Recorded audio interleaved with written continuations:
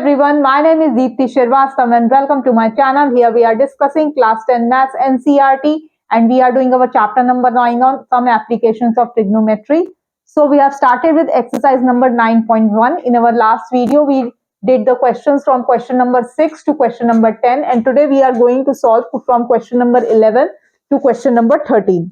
So let us start with question number 11. Question number 11 says, a TV tower stands vertically on a bank of a canal. एक TV tower है जो कि vertically stand है एक bank of a canal के, उसमें एक TV tower जो है वो ऐसे है खड़ा हुआ. इसकी आपकी फिगर भी बनी हुई है बुक में. From a point on the other bank, अब इसके एक पॉइंट जो कि इसके ऑपोजिट है. So from a point on the other bank directly opposite the tower, इस टावर के ऑपोजिट एक पॉइंट है, इसी बैंक ऑफ द कैनल पे एक पॉइंट है. The angle of elevation of the top of the tower is 60 degree. तो वो कह रहे हैं जो एंगल ऑफ एलिवेशन है वो जो है वो इस पॉइंट पे है 60 डिग्री का.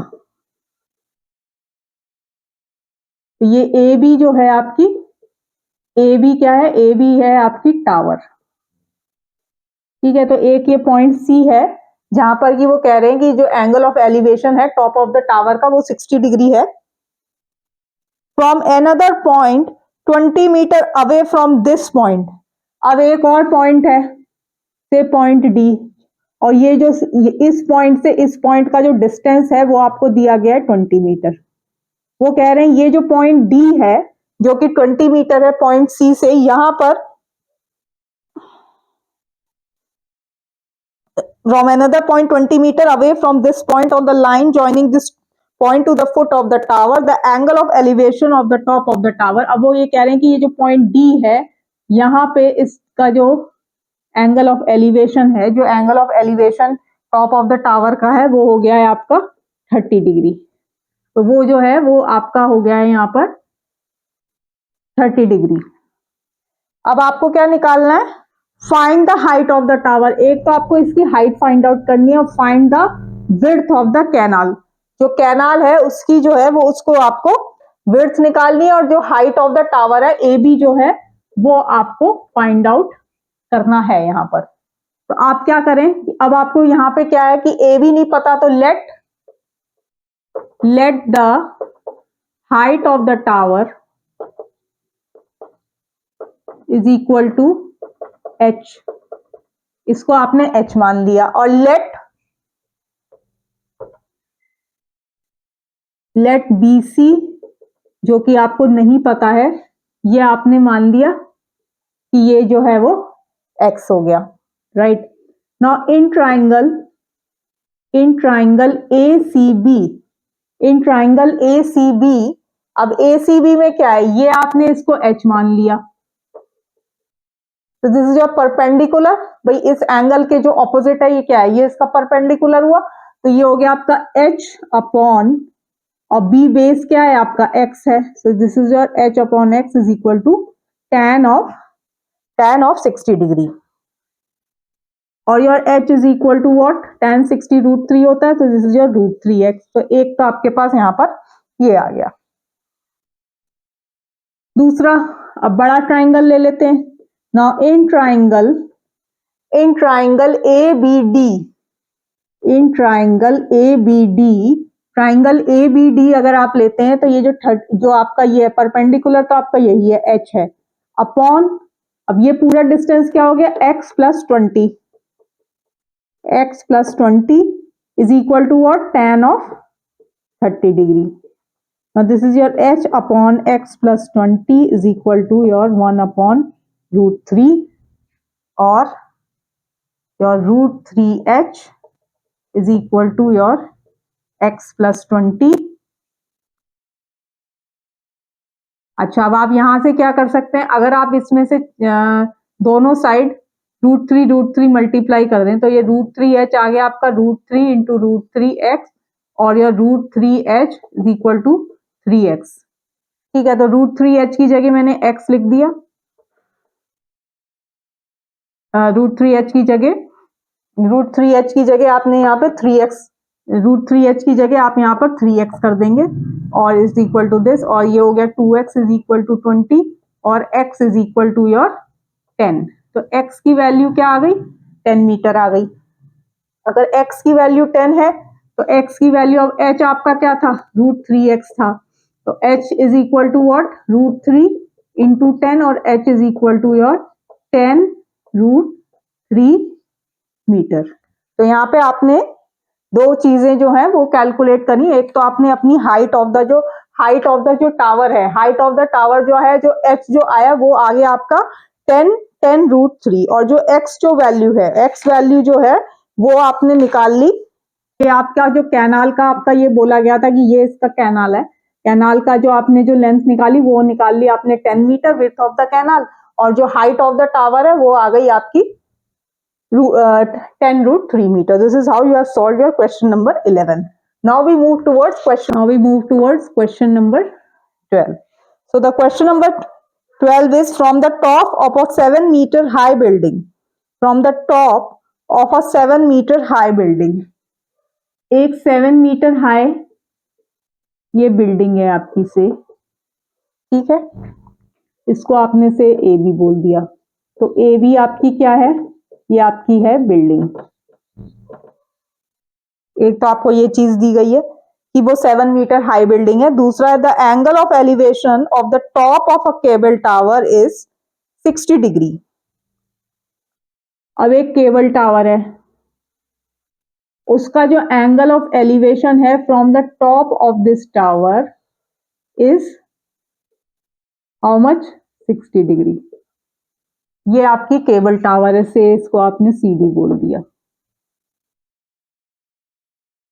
ये बी पॉइंट है आपका, और सी डी जो है वो आपकी है केबल टावर, ठीक है, इसको पॉइंट ई बोल देते हैं। दूसरी आपको क्या चीज दी गई है, and the angle of depression of its foot is 45 degree, और जो एंगल ऑफ डिप्रेशन है ऑफ इट्स फुट, इसके जो फुट का जो एंगल ऑफ डिप्रेशन है वो है आपका, वो आपको दिया गया है 45 degree.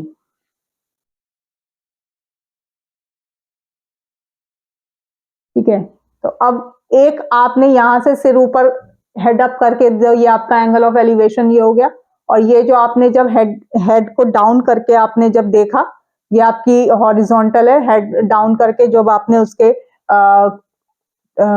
Foot of the cable tower का देखा, तो उसका जो एंगल ऑफ डिप्रेशन है वो 45 डिग्री है। तो ये इतना आपको यहाँ पर गिवन है।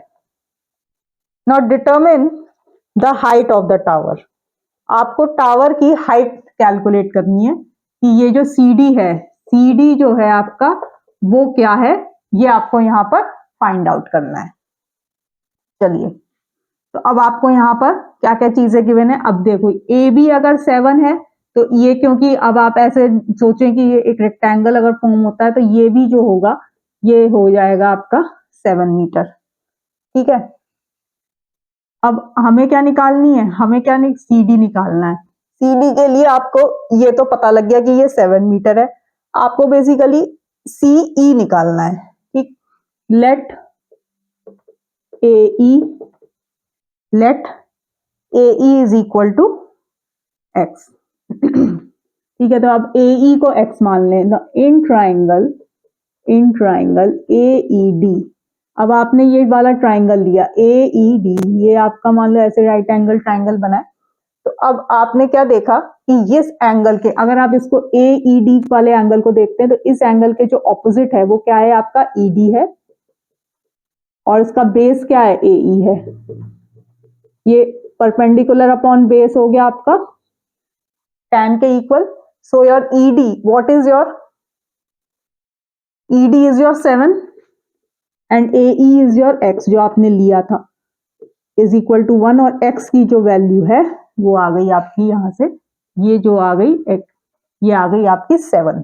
अब आप क्या करेंगे, अब आप ये वाला ट्राइंगल लेंगे ना, इन triangle A E C, in triangle A E C.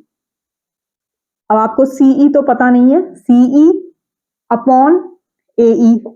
Again इसके ऑपोजिट क्या है, ये परपेंडिकुलर है CE और ये इसका बेस हो गया, is equal to your tan of 60 degree. CE को कैलकुलेट करना है, AE आपका आ गया है 7 इंटू √3, तो CE हो गया आपका 7 √3।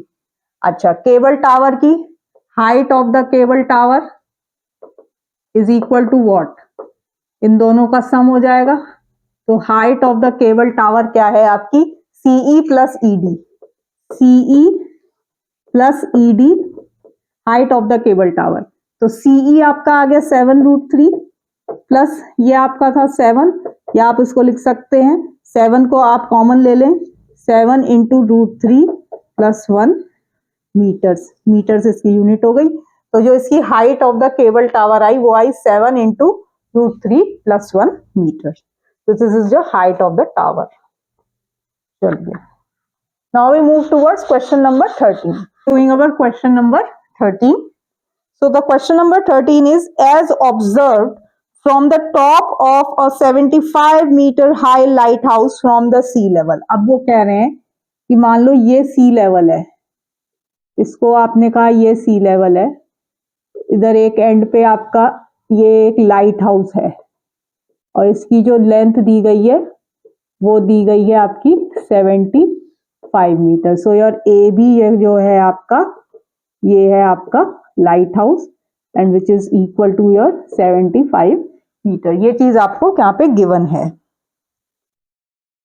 द एंगल ऑफ डिप्रेशंस, अब वो कह रहे हैं कि अब लाइट हाउस के ऊपर से इन्होंने 2 शिप्स का एंगल ऑफ डिप्रेशन देखा है। तो एंगल ऑफ डिप्रेशन जो है, से मान लो एक शिप यहां पर है और एक शिप से यहां पर है, ठीक। तो जो एंगल ऑफ डिप्रेशन है, the angle of depression of the 2 ships are 30 degree and 45 degree. अब जो 2 शिप्स हैं, एक का 30 डिग्री है और एक का है आपका 45 डिग्री, ठीक है। तो से ये S1 कह दो, ये आप S2 कह दो, 2 शिप्स हैं। If one ship is exactly behind the other on the same side of the lighthouse, find the distance between the 2 ships। अब वो ये कह रहे हैं कि अगर ये जो एक शिप दूसरी शिप के बिल्कुल एक के पीछे, मतलब सेम लाइन ऑफ उस पे है, एक के पीछे एक बोल सकते हैं, तो उनके बीच का जो डिस्टेंस है, मतलब सेम लाइन में ही 2 शिप्स हैं, अब इनके बीच का आपको यहाँ पे डिस्टेंस कैलकुलेट करना है। And they both these ships are, और ये भी बताया है कि both these ships are on the same side of the lighthouse. भाई लाइट हाउस के इस साइड पे ही दोनों शिप है, ऐसा नहीं है कि एक शिप इधर है और एक शिप इधर है। तो ये जो आपने फिगर बनाई है उसी के अकॉर्डिंग बनी है कि हमें ये गिवन है कि both the ships are on the same side of the lighthouse and one is exactly behind the other on the same side. You have to find the distance between the 2 ships। आपको जो find out करना है वो ये find out करना है कि distance between S1 and S2। S1 एक फर्स्ट शिप कह दीजिए, S2 जो है वो सेकंड शिप कह दीजिए। ये चीज जो है ये आपको यहाँ पर फाइंड आउट करनी है। तो आप इस पॉइंट को C बोल देते हैं, इस पॉइंट को D बोल देते हैं, ठीक है। तो C इज द पॉइंट जहां पे कि आपकी S1 वाली शिप है, सॉरी S2 शिप है, एंड D जो पॉइंट है उस पे आपकी से S1 शिप है, ठीक है। ऐसा ये जो पॉइंट्स है C and D are the point जहां पे एक S2 शिप है, एक S1 आपकी यहाँ पर शिप है। अच्छा, यहाँ पे फाइंड आउट क्या करना है, CD, ये चीज आपको निकालनी है। CD जो है ये आपको यहाँ पर कैलकुलेट करना है। अच्छा, CD के लिए CD निकलेगा कैसे भाई, CD के लिए BD माइनस BC, CD जो है वो आपका निकलेगा BD माइनस BC करके। CD आपका कैसे निकलेगा, जब आप इस पूरे को कैलकुलेट कर ले और उसमें से ये BC हटा दे तो आपका CD निकल जाएगा। तो अब बेसिकली आपको BD निकालना है और BC निकालना है। Now finding BD, BD find out करने के लिए बड़ा ट्राइंगल ले लेते हैं। So in triangle ABD, in triangle ABD बड़े वाले में 30 डिग्री जो कि ऑपोजिट क्या है, या AB है, AB upon BD is equal to tan of what 30 degree. और ए बी आपका 75 है, बी डी अभी नहीं पता है, इज 1/√3 और your 75√3 is equal to your B D. B D जो आया वो आया आपका 75√3 मीटर्स। फाइंडिंग बी डी, ये तो बी डी आ गया। अब finding B C, finding B C. अब बी सी फाइंड आउट करने के लिए छोटा ट्राइंगल ले लेते हैं। In triangle A B C, in triangle A B C इसके ऑपोजिट क्या है, A B perpendicular upon B C is equal to what, tan of perpendicular upon base आपका tan होता है, this is your tan of 45 degree. tan 45 degree जो होती है उसकी वैल्यू 1 होती है। ए बी आपका क्या है 75 है, on B C is equal to 1 और your B C is equal to 75। अच्छा, अब सी डी क्या है, सी डी है आपका B D minus B C. So what is your BD is 75√3 minus 75, which is your 75 into √3 minus 1 meters. So this is the distance between the two ships S1 and S2 which you have to find out. So this solves your question number 13. So in our today's video we have solved from question number 11 to question number 13, and in our next video we will be completing our exercises after we will be done with question number 14 to 16। 14 to 16 जो है वो last 3 questions है, वो हम अपने next video में करेंगे। आज हमने 11 to 13 सॉल्व कर लिए हैं। सो होप आपको मेरी वीडियो अच्छी लगी होगी। अगर अच्छी लगे तो प्लीज लाइक शेयर सब्सक्राइब जरूर करिएगा। Thank you so much.